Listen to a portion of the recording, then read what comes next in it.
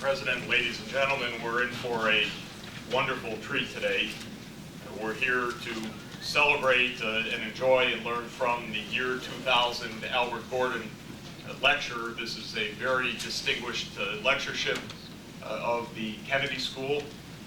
It is the result of a benefaction of Mr. Albert Gordon, who joins us today, and I'd like to give a round of applause for him.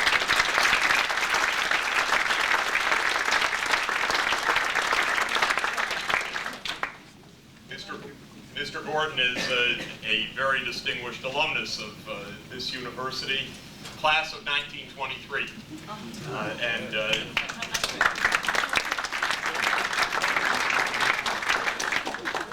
As well as a holder of an MBA and an honorary Doctor of Law from Harvard College. He went on from Harvard to the modest achievement of creating and chairing Kidder Peabody. From its inception, from its incorporation, this extraordinarily important company, he was chairman from 1957 to 1986, and after that was the honorary chairman from 1986 to 1995. And in addition to his leadership and membership in the boards of many corporations, he is a benefactor and a contributor to many important public institutions. First of all, this one in this lecture series, but also in his role as a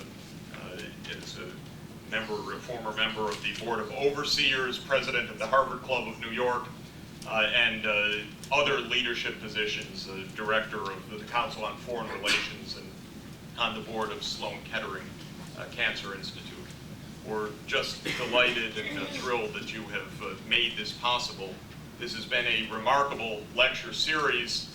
Previous speakers to our tremendous guest of honor today and speaker included in the last three lectures, or recent lectures, I guess, President George Bush, President Gerald Ford, and Prime Minister John Major of the United Kingdom. So we've had tremendous benefit from this lecture series.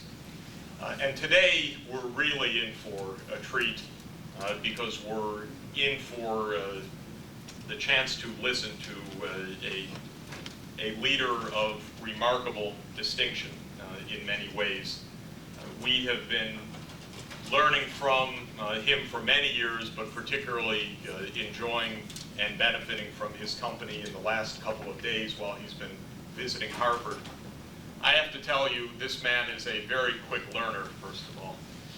Last night we went to Fenway Park for his first baseball game, and literally no sooner had the scoreboard announced the presence of President Muhai and the First Lady, and he tipped his cap that Brian Daubach hit a 3-run home run. And we credit you with this timing and this skill.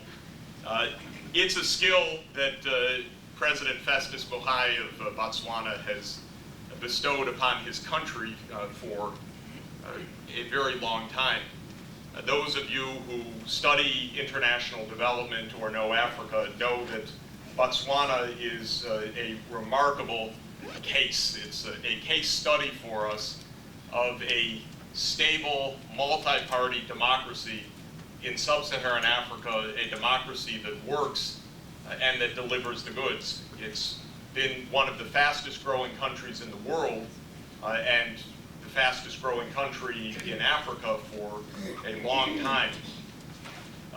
It has done that despite all of the temptations that we know come with natural resource holdings and others that have not enriched but impoverished other countries that have misused such resources. Botswana, since its independence, has been really a leading light in showing responsible, democratic, open society and what that can do for the benefit of the people.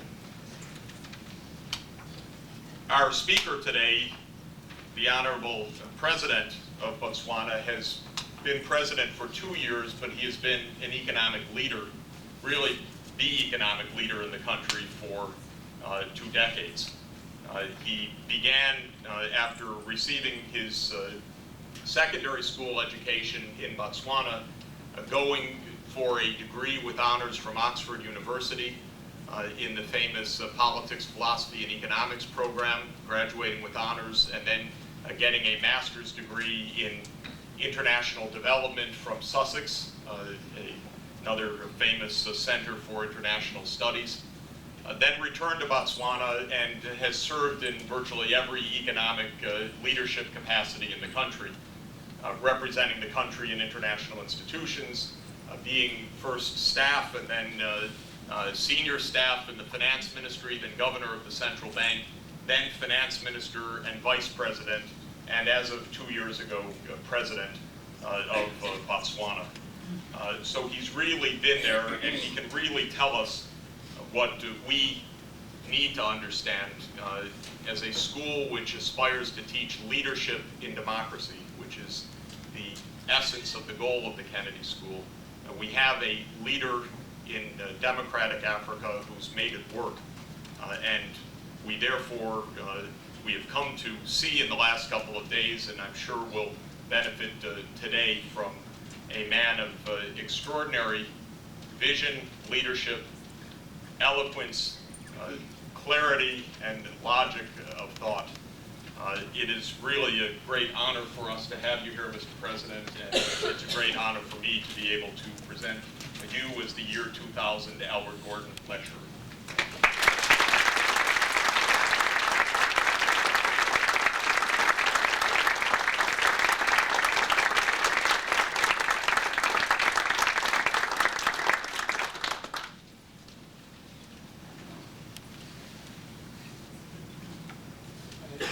Recited 15 minutes. Well,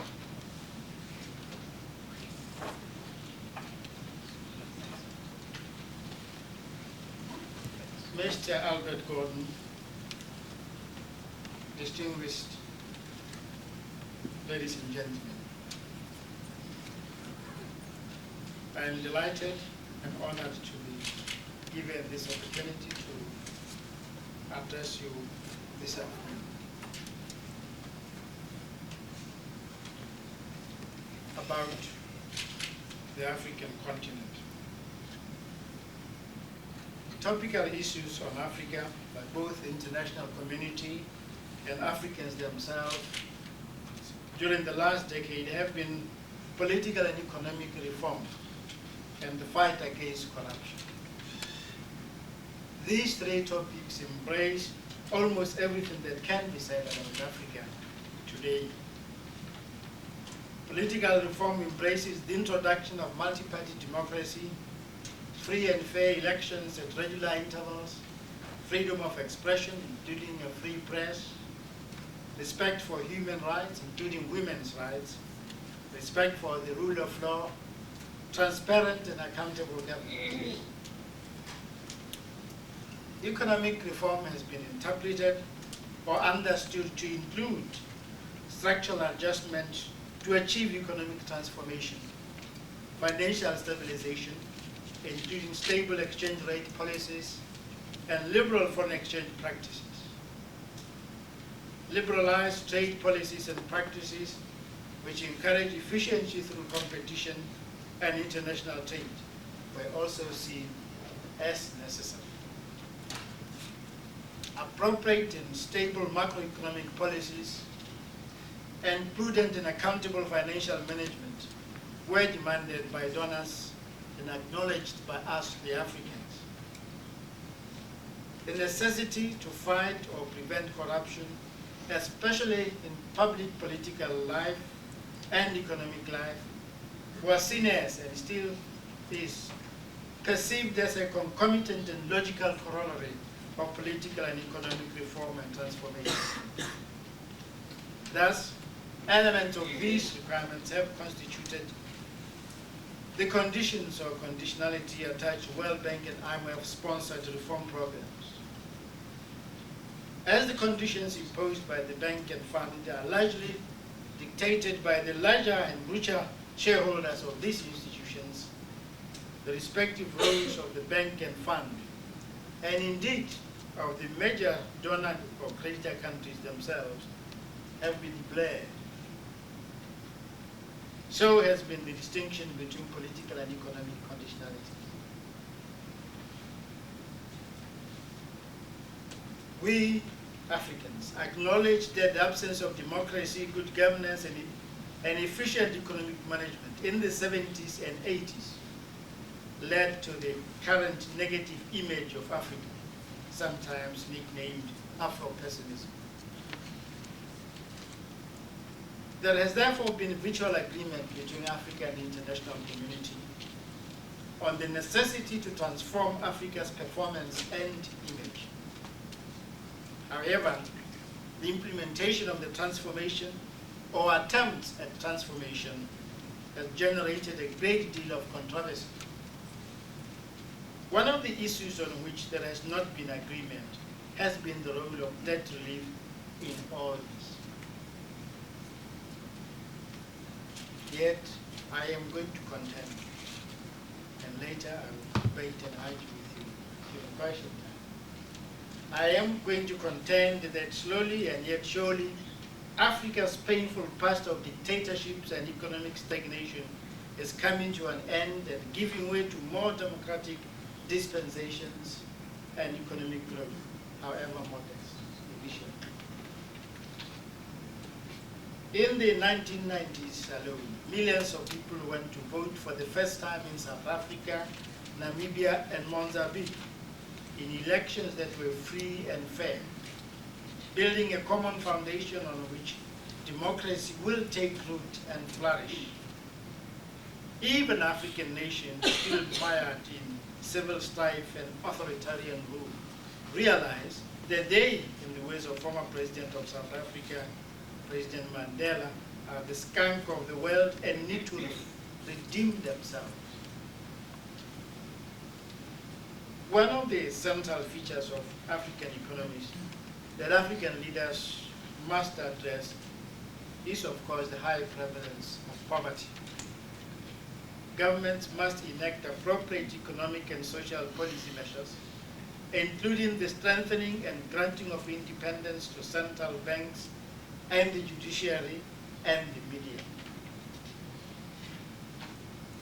Without transparent and participatory governance, there can be no prospects for a new African life.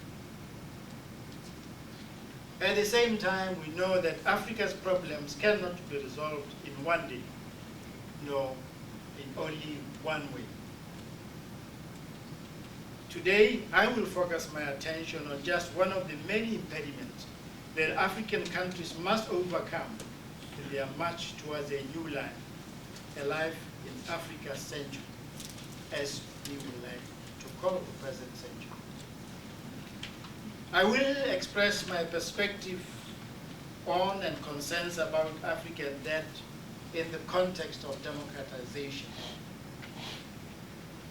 The debt crisis commencing in 1982 can be traced not to any single event, but to a series of developments taking place in the global economy throughout the 1970s, including the oil shocks of 1973 and 1979. The decline in commodity and other primary product prices, commencing in the late 1970s, coincided with Federal Reserve Bank's new anti-inflation monetary policy, which saw world interest rates surge to high levels. To put the interest rates in perspective, a 1996 IMF working paper stated that all developing countries' ratings were adversely affected by an increase in international interest rates independently of the domestic economic fundamentals at the time. In addition, the record of expansionary fiscal and protectionist trade policies adopted by us, the Africans, but also by the Latin Americans, were not helpful in abating the harsh economic circumstances. Instead, many of us accumulated unsustainable levels of debt. When Mexico declared a moratorium in 1982 on debt repayment, financial institutions reacted nervously in widespread fear of an international financial crisis. These nervousness signaled the end of generous lending by international private banks, which characterized the 1970s. For instance, the exposure of US banks to Africa amounted to 5.6 billion in 1982, but had fallen to 3.6 billion by 1986. US banks' exposure to Latin America increased only modestly from 51.2 billion in 1982 to 52.2 billion in 1986. These differences in the magnitude of private bank borrowing and in the ability to win back lender confidence reflects the unique economic circumstances facing each of the two continents. The African debt situation has become more severe than it ever was. Sub-Saharan Africa's capacity to service the rising compounded interest payments has dwindled. Debt service payments as a proportion of exports rose in the 1990s from 26.6% in 1991 to 28.3% by 1999. Indeed, Africa's debt situation differs remarkably from that of the rest of the developing world, especially as compared to Latin America. Most of Africa's borrowing originates from official sources, while a small portion comes from private banks. Moreover, lending to African countries has largely been for public expenditures, including loans to public enterprises. Many of them, as we know, loss-making. In contrast, Latin America has depended on American and European private banks for funding. The comparatively large size of the private sector in Latin America, especially following the mass privatizations that took place during the 1980s and 90s, means that it is not public expenditures alone that have commanded resource inflows in that region.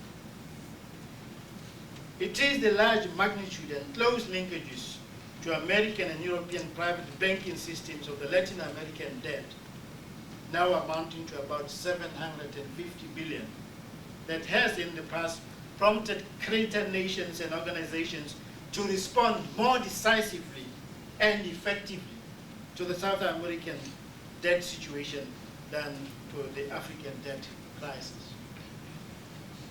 Africa's debt, amounting to no more than 307 billion in 1999, poses no threat to the world's financial system, and consequently, creditor countries find no agency in attending to it.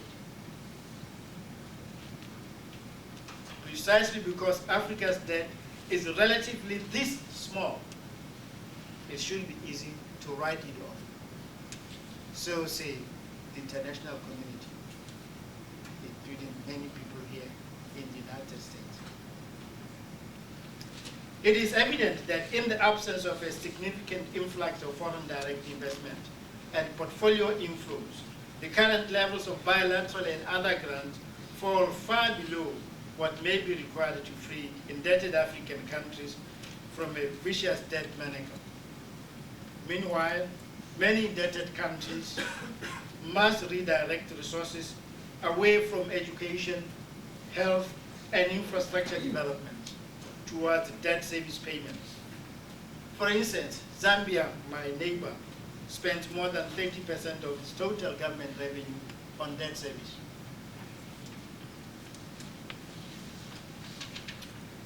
If I now turn to the second part of my discussion, which not only explores the issue of debt cancellation, but also places the discussion in the context of democratization. First, I will provide some background on developments relating to the debt initiative. The IMF and the World Bank structural adjustment and stabilization programs of the 1980s constituted some of the first attempts to reform economies in Africa. The programs were mainly in response to the poor economic performance, compounded partly by rapid debt accumulation in many countries.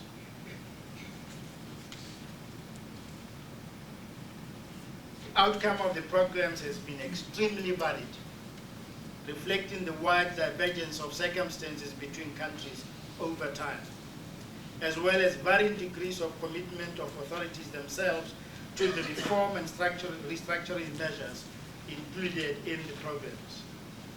Some of the notable success stories in Africa include Uganda, Mozambique, and Ghana. In general, however, the stabilization and reform programs have failed to generate adequate growth and export earning capacity to make an effective difference to the ability of countries to service debt. The process has been undermined by the program's inappropriate short-term orientation and inability to take full account of the social and political implications. Publications such as Structural Adjustment with a Human Face and extensive literature on social cost of adjustments also bear testimony to the fact that structural adjustment programs did not give the social, political, and other consequences sufficient attention. This was simply hard-nosed economics.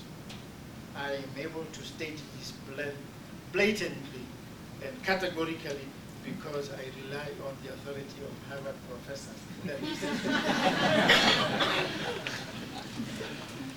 Many initiatives have been proposed over more than a decade to address the unsustainable debt of developing countries, in particular and especially that of sub-Saharan Africa.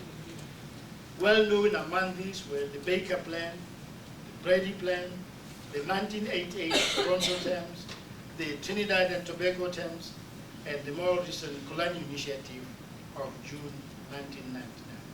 And still, little has been resolved. While the primary focus of earlier proposals had been on the postponement of debt service obligations, the Colonial Initiative for a Change has placed some emphasis on debt forgiveness. Even so, the resultant revision of the HIPIC initiative to make more indebted countries eligible for debt relief is not sufficiently far-reaching in breadth and in depth. The African external debt, while posing an onerous burden on the debtors, causes only a minor inconvenience to the creditors. It is financially imprudent to have loans in the books which, by all accounts, are unlikely to be repaid. Calls for African debt write-off or cancellation are not inspired by ideological dogma, but rather by recognition of the realities of our time. Significantly, such calls are coming not only from we, the African government, but also from African civil society, from you, the non-Africans, who have a bigger, greater voice and influence. International organizations, NGOs, and renowned development research institutions.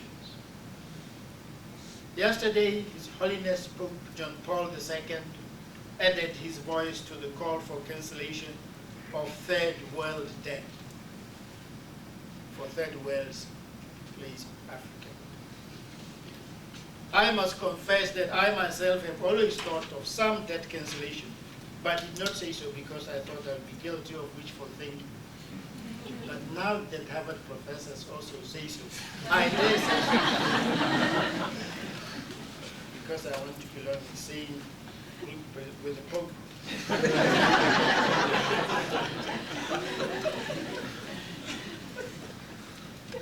Some blame, of course, for the external debt crisis could be rightly apportioned to us, the Africans ourselves, on account of poor economic management, misuse of resources, and poor accountability. All this has to be placed in the right context. Because of the bipolar super divide, some despotic, authoritarian, and undemocratic regimes were given tacit, even overt support by some developed countries and international financial institutions pursuant to Cold War objectives.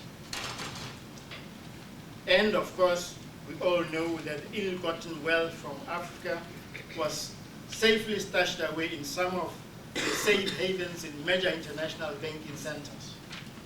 However, I am happy that at the historic first Europe-Africa Summit in Cairo in March last March this year, leaders agreed to explore ways of recovering some of this wealth. I also do not know whether it really matters who was really to blame, now that we are presented with the reality of an unsustainable and untenable debt situation. Is it fair to let the vast masses of Africans to wallow in poverty and deprivation simply because of past mistakes of their leaders? I ask. African countries are increasingly adopting pluralistic democratic systems and independent judicial systems. Accountability, transparency, and good governance are becoming major goals of social transformation. Privatization of state-owned enterprises is sweeping much of the continent, reflecting a resolve to improve economic efficiency. Between 1990 and 1997, more than US $6.2 billion of state assets were sold to the private sector in sub-Saharan Africa. We African leaders have been shy, as I have said, to openly and actively call for debt write-offs or cancellation, as I had occasion to explain to the Reverend Bishop Tutu in Nairobi when I was with Kwesi Botswana, when he asked me, why are we, the African leaders, ministers and president, not joining Jubilee 2000 in demonstrations and demanding cancellation? I said that as leaders, we have a problem. This shyness on our part is the result of tacit acknowledgement on our part that we or our predecessors in office were partly to blame. We have, however, used our best endeavors to demonstrate to our creditors that the debt predicament in which we find ourselves is untenable and is constraining our ability to effect both economic and political reform. Many reasons are often advanced as to why debt should not be forgiven. These include that it would be unfair to countries that have managed their resources prudently, such as my own. Unfortunately, that sounds boastful, but it is true. Lack of a guarantee that resources released will be utilized for economic development, or that the same mistakes might be repeated. There is also the moral hazard that there might be an expectation in future of further cancellations, thus indirectly encouraging countries to borrow beyond their capacity to repay. It is also contended that the debt cancellation may prejudice the AAA ratings of the Bretton Woods institutions. While I am not dismissive of these considerations, it is my considered and humble opinion that they should not be used as a pretext for inaction. The insistence by the international community, or international creditor community, on Africa repaying its external debt could have the unintended consequence of undermining democracy. This is an undesirable and too costly a price to pay in terms of human dignity. The debilitating effect of debt service compromises economic development. Debt rescheduling, refinancing, and debt service relief are suboptimal solutions. The optimal solution, I now agree with Jubilee 2000, is total debt cancellation. The international community should desist from procrastination and find a lasting and durable solution. There is no hope for the piecemeal approaches of the past. The international community should commit itself to a firm schedule for the realization of this goal, bearing in mind the utmost agency of the matter. Excuse me just a minute.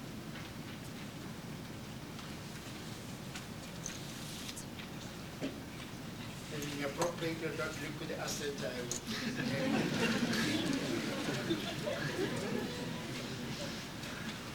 will. Ongoing democratization processes in Africa, such as in Nigeria, must be assisted by the United States and the EU through meaningful debt relief.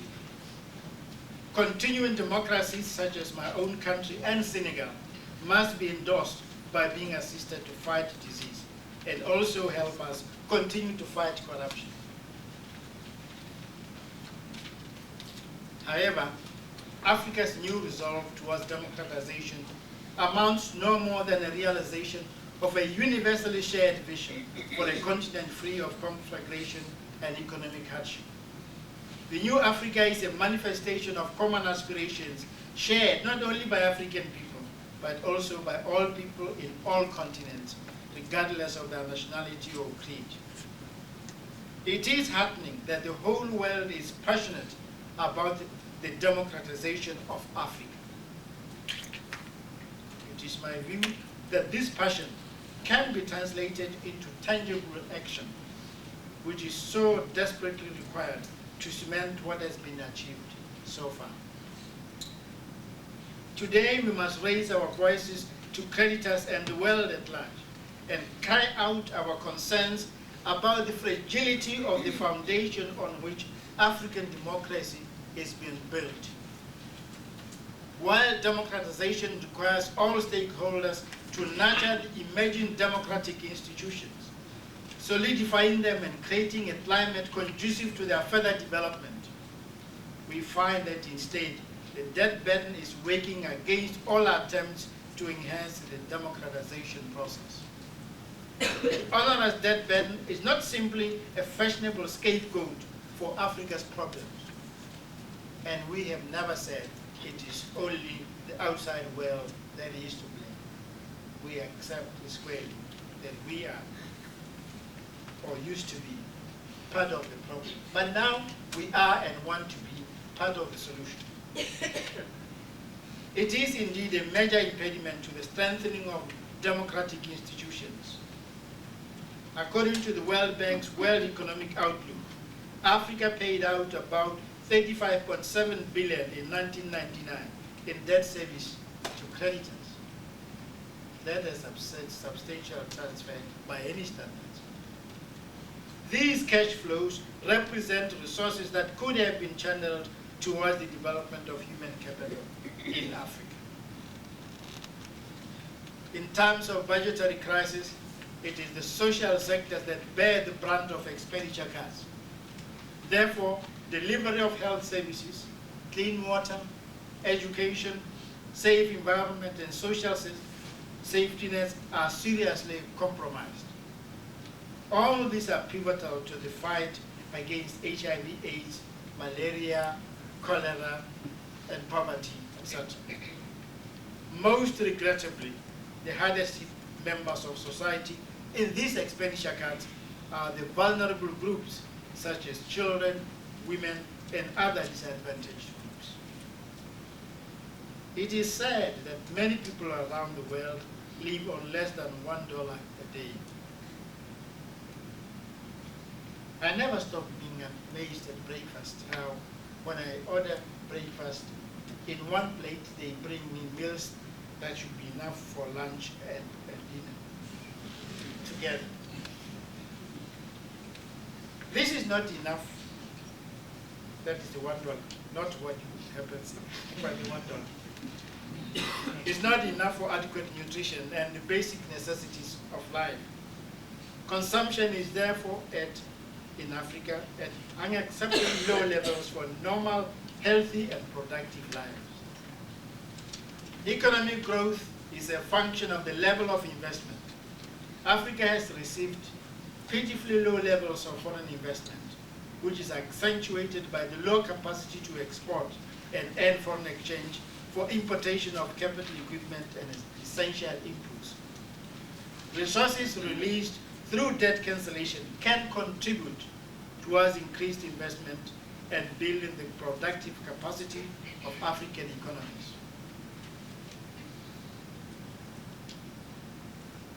There must not be understood to be saying that debt cancellation is the only solution.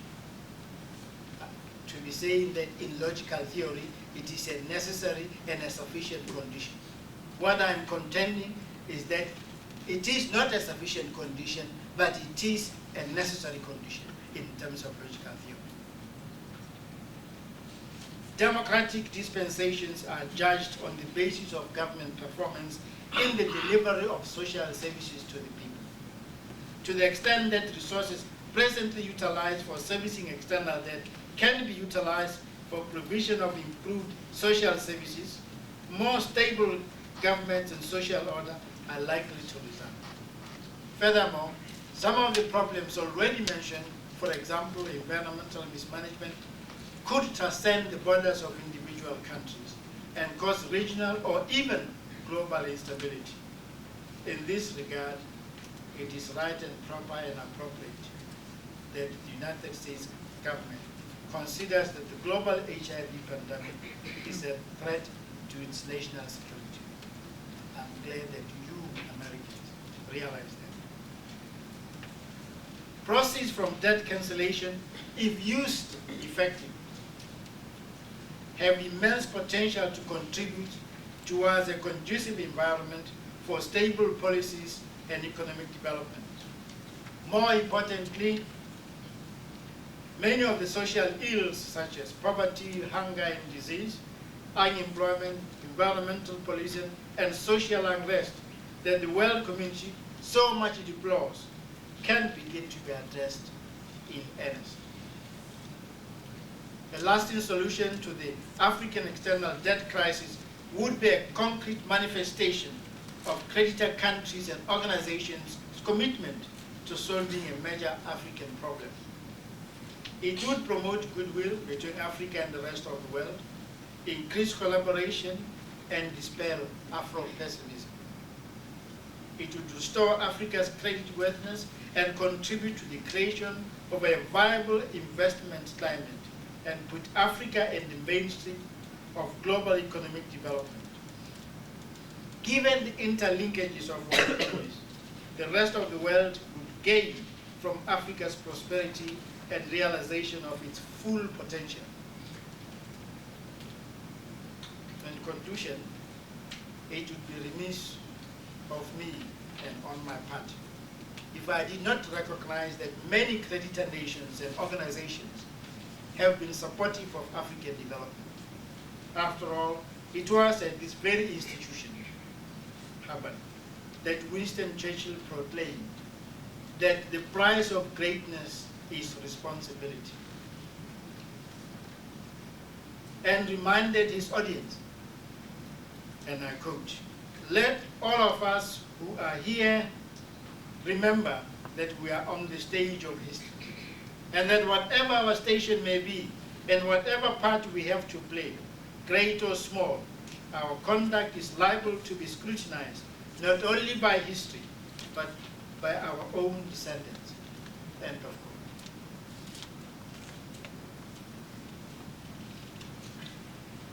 I therefore implore all creditors to intensify their efforts and put the external debt crisis to rest once and for all. Debt cancellation can contribute positively to both uplifting living standards as well as building and sustaining durable democratic institutions. Ladies and gentlemen, I thank you very much for your listening to me so patiently. I thank you.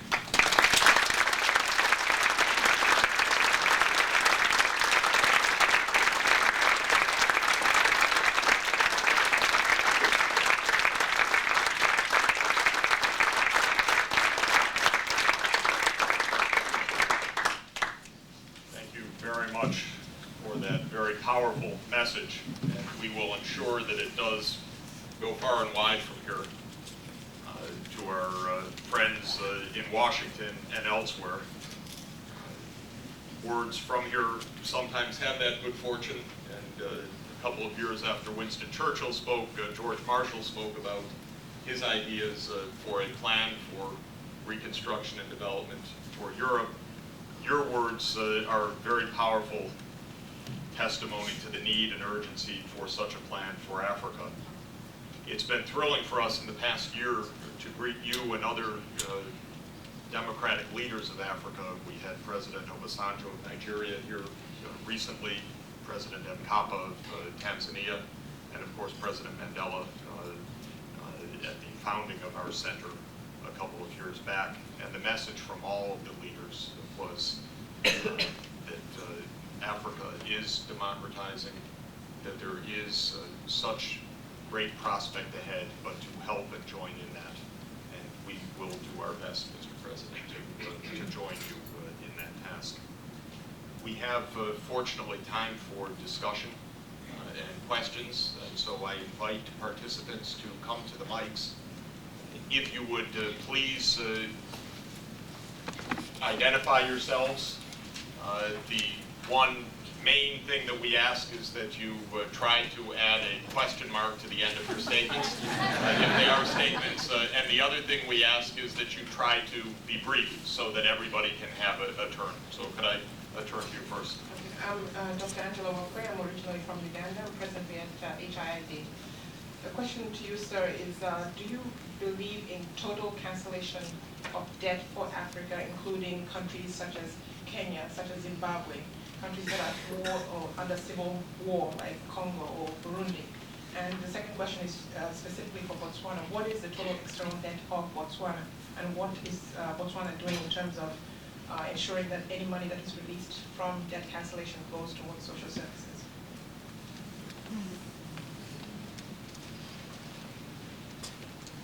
The short answer is that I do. I do believe in total African debt cancellation. I have said that I was previously hesitant, such that in Shakespearean terms you would say, my credit stands on slippery ground, that of two bad ways you must consider. I suppose nowadays we would say, deceive me, that I am flatterer or a coward. I said that I used to hesitate about demanding cancellation. I have already acknowledged that part of the African problem is the fault of African leadership. But is it necessarily the fault of Ugandan children and women? When Amin did what he did to your country, your former country, with which I was so impressed when I visited in 1969, and which caused me to cry when I visited it as an IMF executive director in 1979, when Lula had come into power.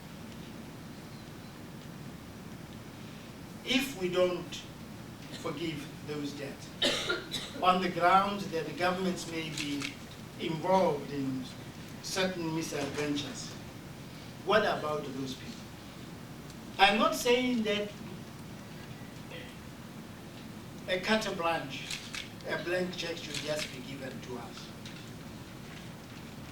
Reasonable conditions, reasonable focusing, reasonable targeting of sectors and sections of the community are feasible and therefore could be done, should be done. Therefore, on that basis, on that understanding, yes, even all the countries that you have mentioned, including Zimbabwe, can be and should be eligible for debt cancellation.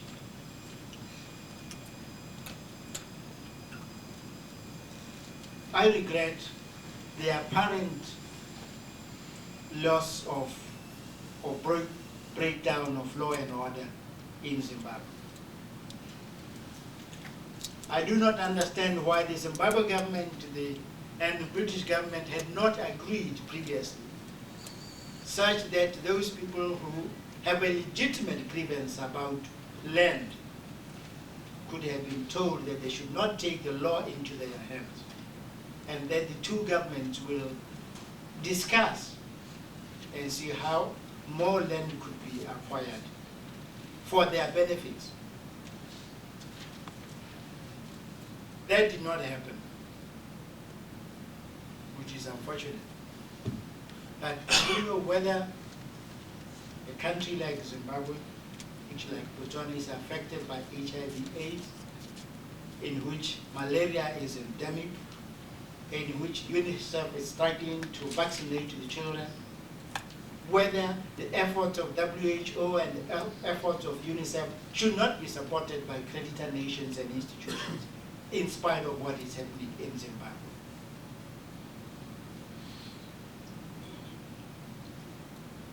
Any assistance Botswana would get would be put to good use. We have done so for the last 34 years. You can check it for yourself, my dear sister.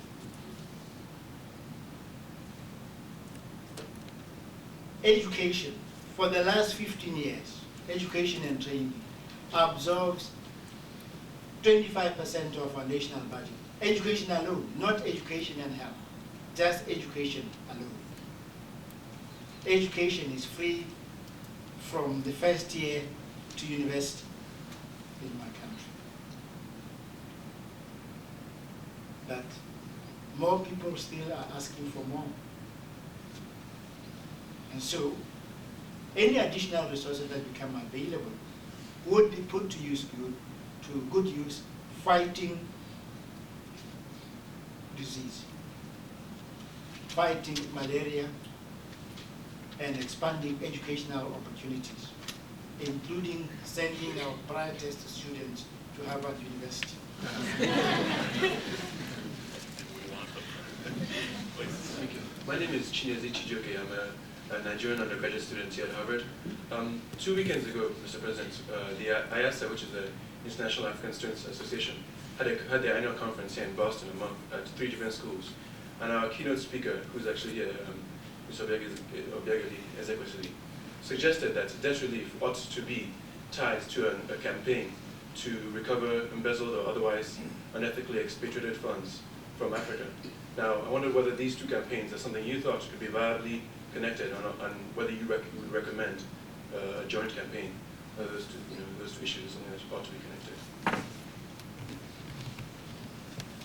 The fight against corruption is important.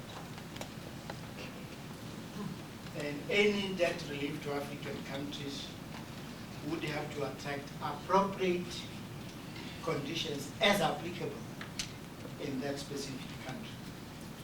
But they must be conditions that are appropriate and relevant. Because if you take a country which has democratized or is democratizing, and previous regimes had stolen money and put it away, to say to today's government, we will not help you with the vaccination of children until you have recovered the money that your predecessors in office have stolen, that would not seem to me to be terribly unreasonable. But to say that is not to say that nothing should be done. I have said in the speech that I'm gratified that at our meeting with the EU heads of state in Cairo, it was agreed that earnest attempts will be made to recover the money that is stashed in their banks by some of our compatriots. Mr. President, my name is Matt Souza. I'm a student here at the Kennedy School of International Development. I fully support complete debt relief, 100% debt relief, but I think it should be broader than the enhanced HIPAA is right now. I think it should also apply to countries like Nepal and Bangladesh and Haiti, who are not completely in debt at the same levels the HIPAA countries are. I wanted to ask you what conditions you think are realistic and workable to help take advantage of this opportunity of debt relief and help make the opportunity not be misused in certain countries. And should the conditions be a few general conditions for all countries, or should they be tailored individually to each country that is given debt relief?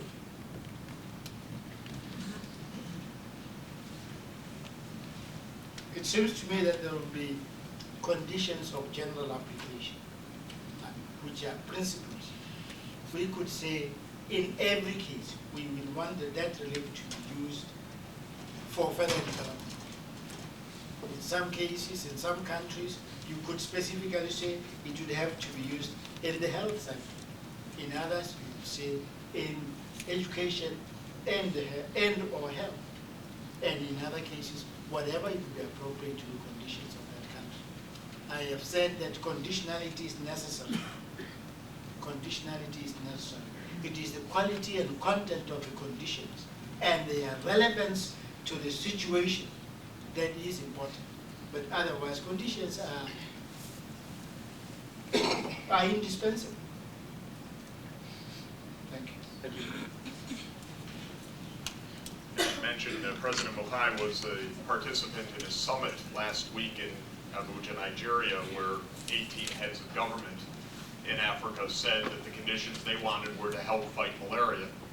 So it's not as if there is some very clear requests of areas of very high priority. It behooves those that are the creditors to listen to such calls also, and that's one of the things that is often missing from the process. Please. First of all, thank you, Mr. President, for joining us this afternoon. My name is Alex Wong. I'm a mid-career student at the Kennedy School.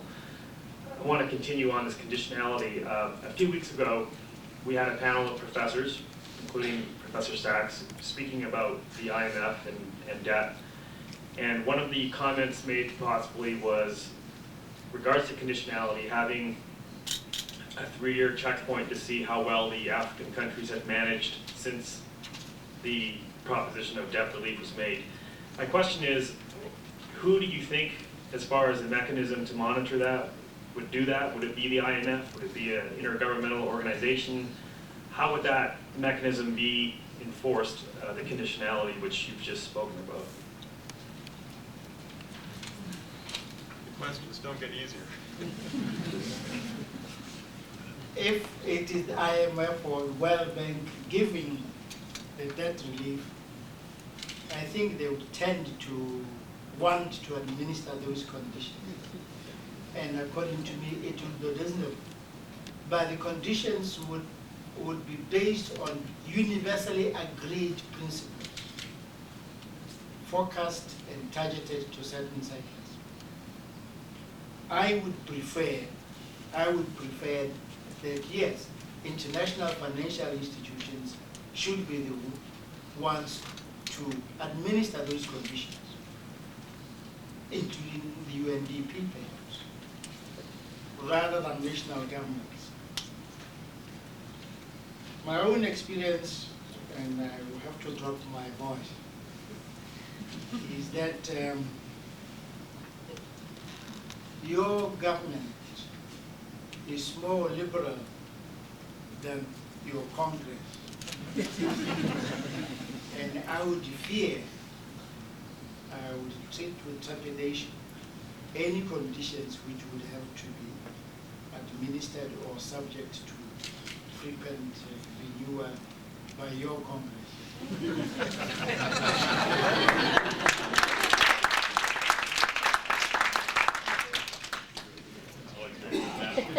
My name is William Maskell. I'm a visitor here at the CID. Mr. President, I wanted to ask about the collective dimension of democratization and economic success in Africa, particularly in the face of the crisis in Zimbabwe, and what countries of the region, prospects there are for the countries of the region to bring Zimbabwe back to the rule of law and to democratization, to a free press and independent judiciary, and what elements of conditionality for debt relief might be able to support that goal as well.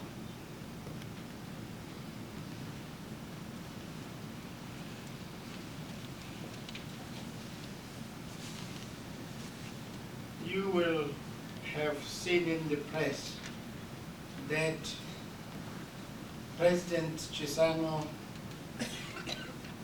in his capacity as chairman of our regional organization, and Joma of Namibia, together with the President of South Africa, who is, we say, our local superpower, did engage President Mugabe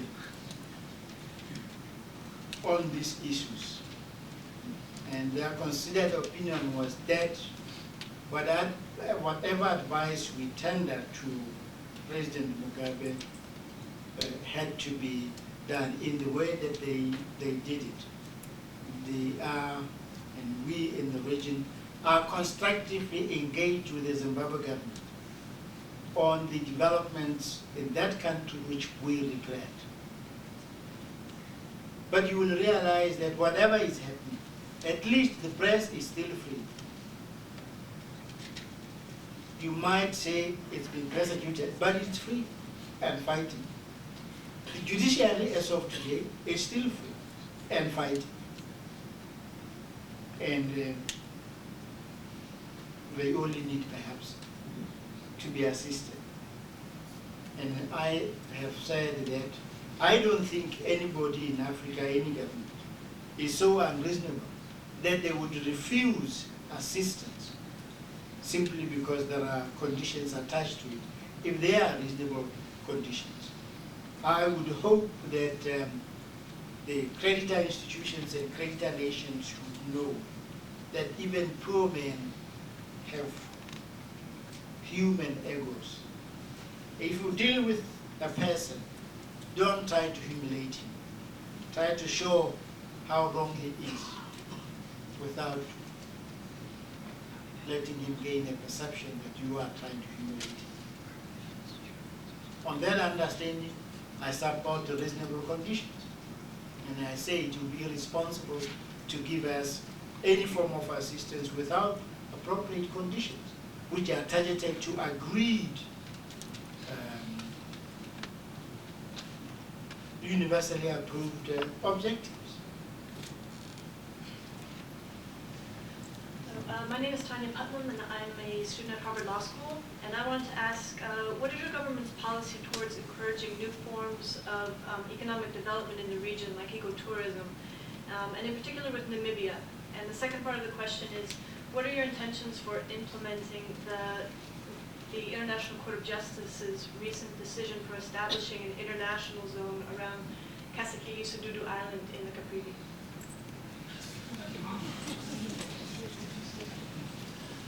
Let me answer the second one first because it's easier. We have already implemented it. We have already implemented it. There is no longer a quarrel between us and the Namibians. And the citizens of Namibia, as you know, continue to get their medical services in our town of Kasane, since there are no equivalent medical and shopping facilities on the Namibian side near Kasekei Island. So Namibians cross by boats of different sizes every day. But in fact, even when the case was going on at the International Court of Justice, that was happening. So really that one is, there is no major effort involved. It's simply letting people at the border continue to interact one with the other, subject to the laws, of course. Regarding ecotourism, that is exactly our policy, both in Botswana and in Namibia. I was explaining to somebody that one growth point in Botswana is the tourism sector, subject only to conservation considerations, because our tourism is based on the wildlife and the wilderness. And that therefore, for the tourism product to continue to be useful, it has to retain its distinguishing characteristics. And that is why we are practicing what we call low volume, high value tourism. It is for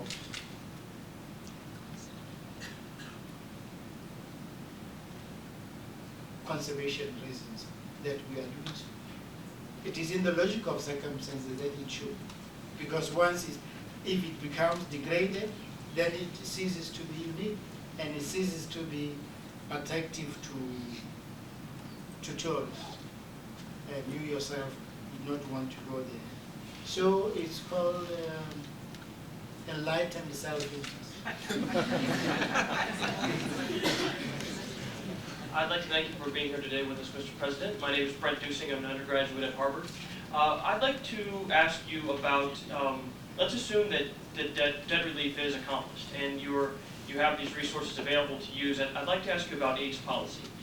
In your country, where I believe the infection rate of people with HIV and AIDS is about 25% of the population, life expectancy is, I believe, 39 years old.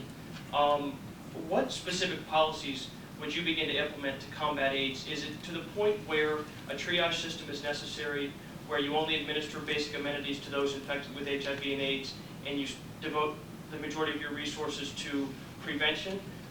Is it worth administering AZT to children who may be infected by their mothers, only to have a problem with a vast population of orphans? And furthermore, what are the implications for your rapidly growing economy as far as the HIV/AIDS problem is concerned? HIV/AIDS is the biggest problem that we face.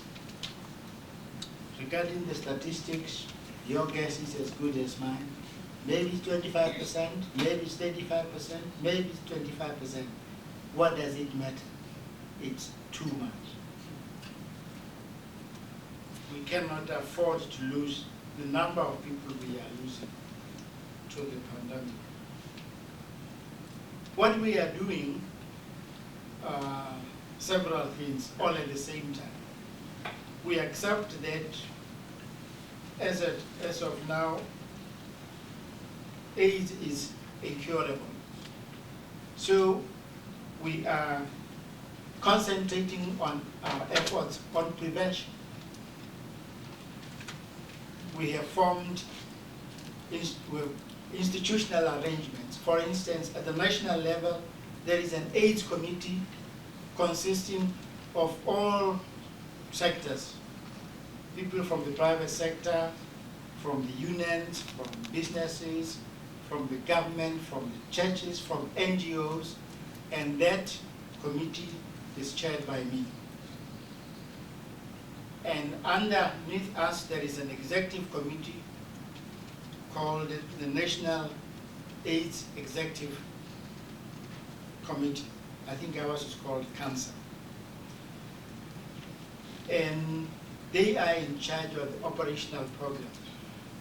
And we have formed committees in all towns and villages.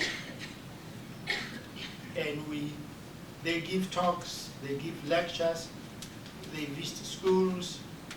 We have asked the churches to talk about AIDS and sexuality every Sunday. And I have asked all my ministers that when they tour the country, whatever they are speaking about, whether it's about agriculture, whether it's about education, whether it's about water development, they should start their meeting by talking two subjects. A, AIDS problem. B, then the topic for which they have come.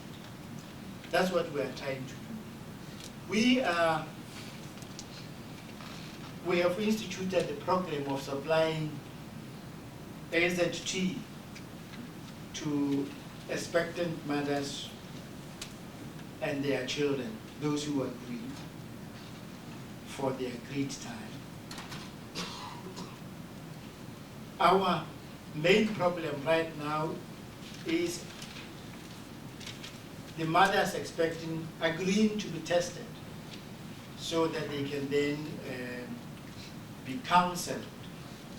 And we consider counseling very, very important. And that's an area where, for instance, we don't have enough counselors.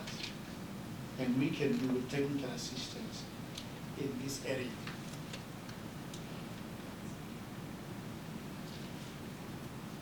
So far as the other people are concerned who are now very, very sick, we cannot afford to accommodate them all in hospitals. So we have what we call home-based care, where we treat them, as it were. We take care of them there. As you know, in Botswana,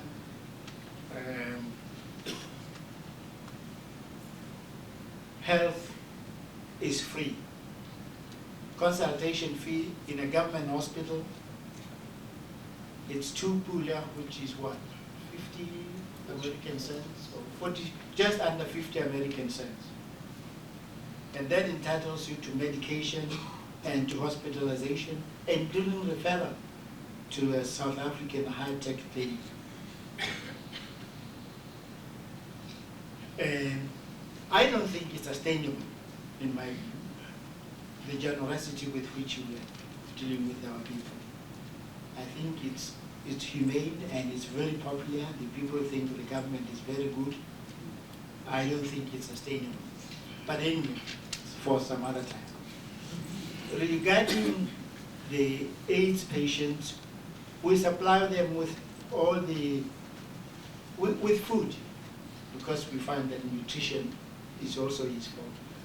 We supply them, the relatives, with protective devices, including gloves and pads and various other medications.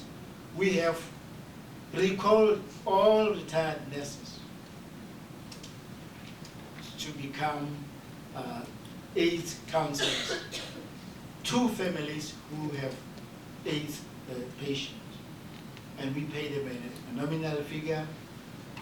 Most of the money we spend on transport, because some of these retired nurses are no longer young, so we have to provide them with transport vehicles, and some of them, the younger ones, we provide them with scooters, and the male ones with motorbikes and so on. And some of them like it.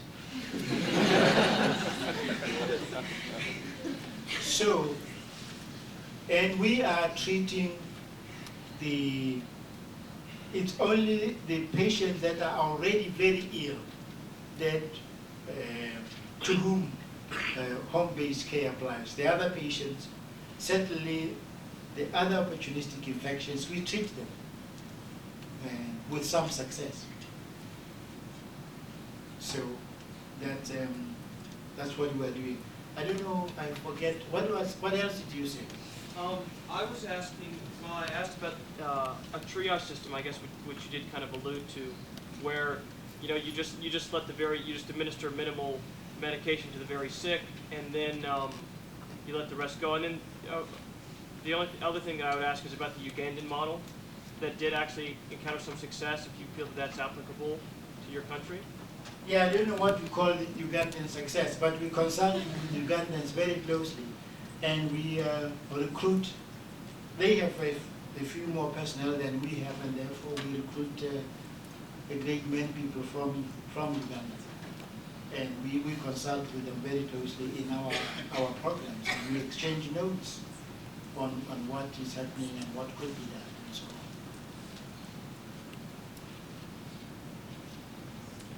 We have time for 2 brief questions. My name is Kitso Lemo. I'm from Harvard College. I agree with you that debt relief is a solution that we should be looking at, but another problem that I know your country faces specifically is attracting foreign direct investment that is not constrained by our landlocked nature.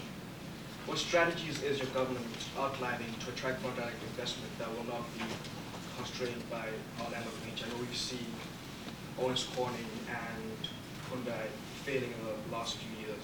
So what strategies do you have? Thank you.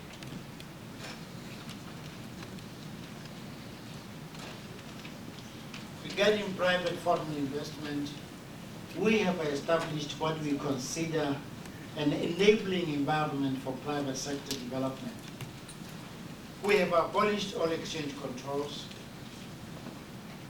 We have low corporate and personal taxes. We have removed a great deal of the bureaucracy. We have arrangements whereby investors get special treatment when they apply for residence permits and work permits for their workers.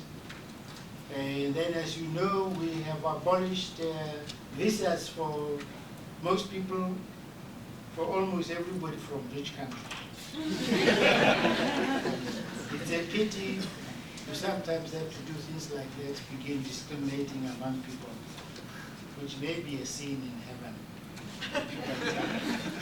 People like you here, you can come in and out to Botswana free of charge anytime you care to. And we have done that for most people.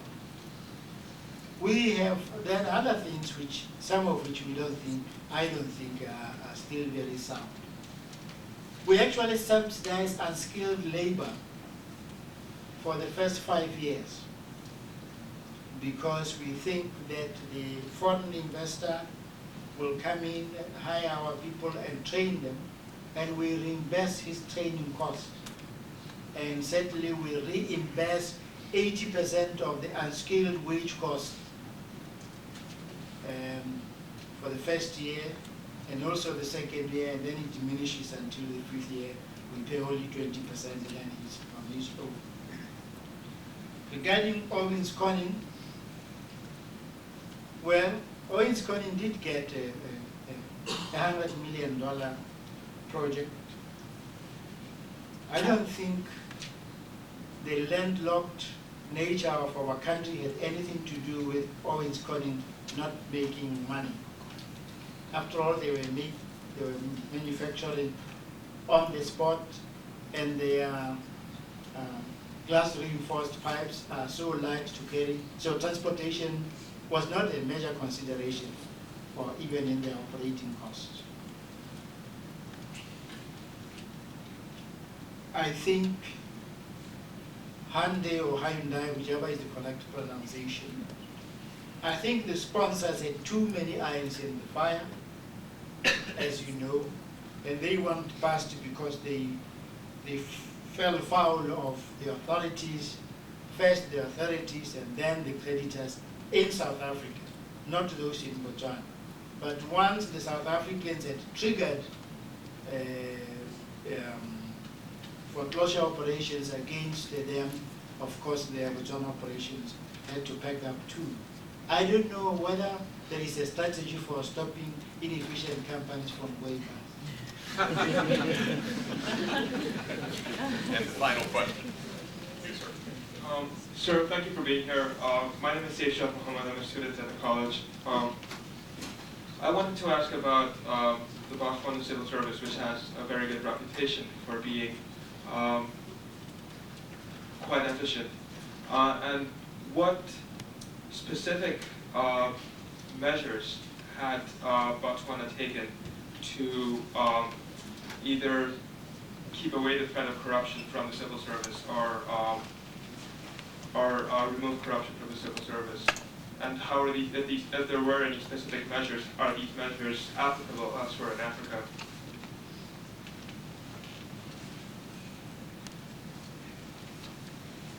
Regarding the civil service, we kept the structure of the civil service we inherited from the British, and we tried to improve it by training and bringing in experts by people with non-British backgrounds, but including the British. We also used a great deal of technical assistance from many countries, from the United States, from Britain, from Scandinavian countries in particular. They provided us with a great many people and also training opportunities. But we also used a lot of volunteers. When we were still eligible to receive Peace Corps volunteers, for a 25-year period, we had the highest retention rate. We also had German volunteers and British volunteers, other people, but we also had technical assistance. These are professionals employed by us, sometimes with the assistance of the country of origin, at other times wholly paid for by their countries, in other cases wholly paid for by us. Regarding corruption, that is part of human nature. You have to fight. You don't say, I fight corruption, I've abolished it, now I'm okay, I'll go to sleep. No, you just have to go on being on the lookout. That's why I said, yes, we should assist them to fight corruption. Including, I told the Europeans the other day, that my understanding is that here in the United States, companies are not allowed to use middlemen, and they're not allowed to pay bribes, and if it's known, they themselves will be arrested. The Europeans don't do that. And there are about 4 countries in Europe, whom I shall not name, but they are in Southern Europe,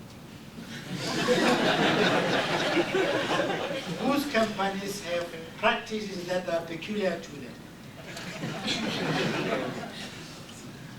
And we have found dealing with them very unsatisfactory.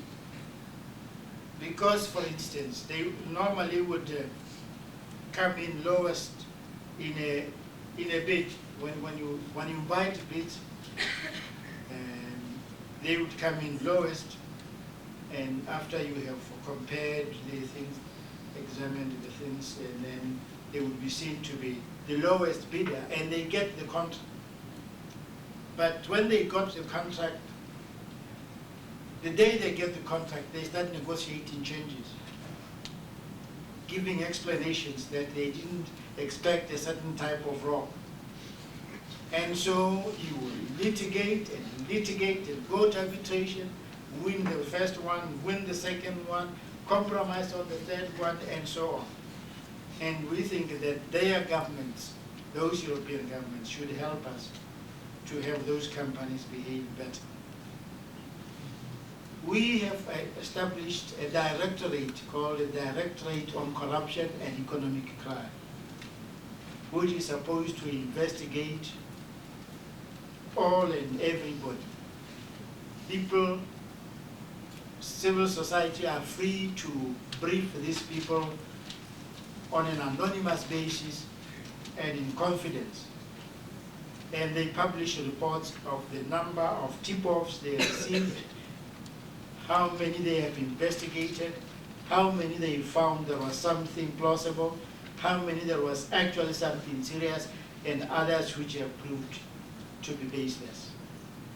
So all I can say is that we are continuing to use our best endeavors to prevent and fight corruption.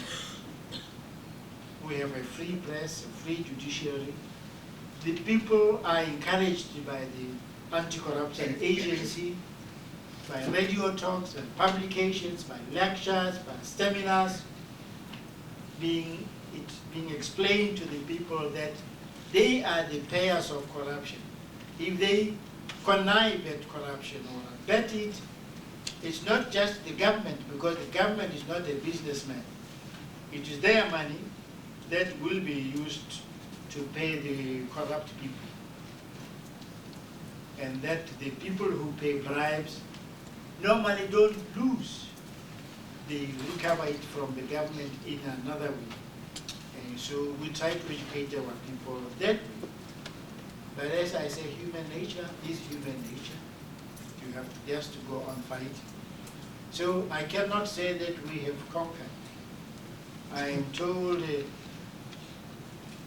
certain African president used to call the press and swim on the swimming pool and get to the other side and say, look, victory, I have won.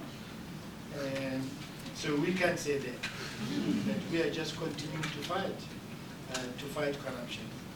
And we try to tell the companies that come into the country that they shouldn't pay bribes. That the rules and regulations are explicit, they are there for all to see. That's what we are doing. With the civil service, it's continual training. We try to copy some practices by Singapore, because they have a very good first-class civil service, and they are very hardworking and high-tech. Well, with mixed results. Now we are copying one or two institutions here about something called PMS. What does PMS stand for? Hey, we have copied a thing called Performance Management System.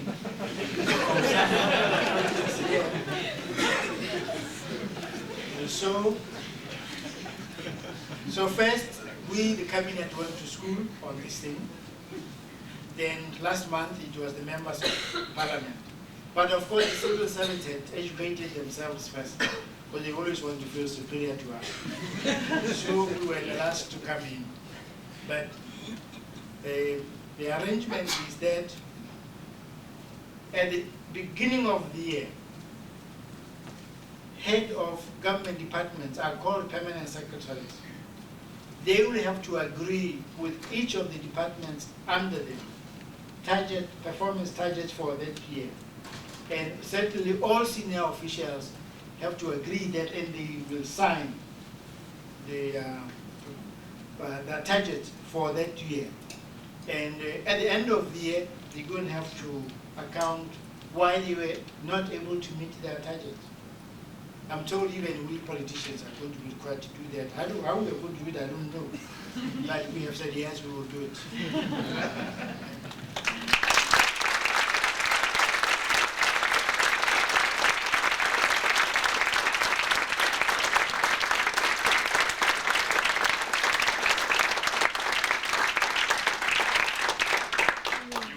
Taken us to school. You've educated us incredibly in the last hour. It's been a great treat and a rare experience. I'm sure I speak for everybody in thanking you so much for being with us, and we wish you a very safe journey home.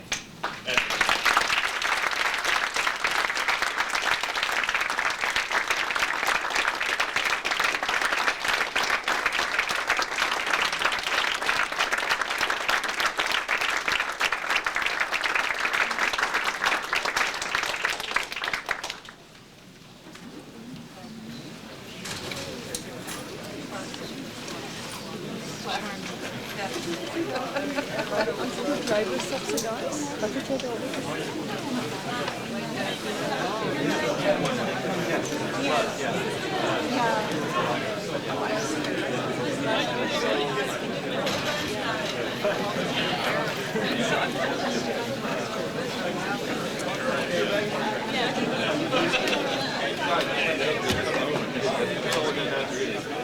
think it's inspiring.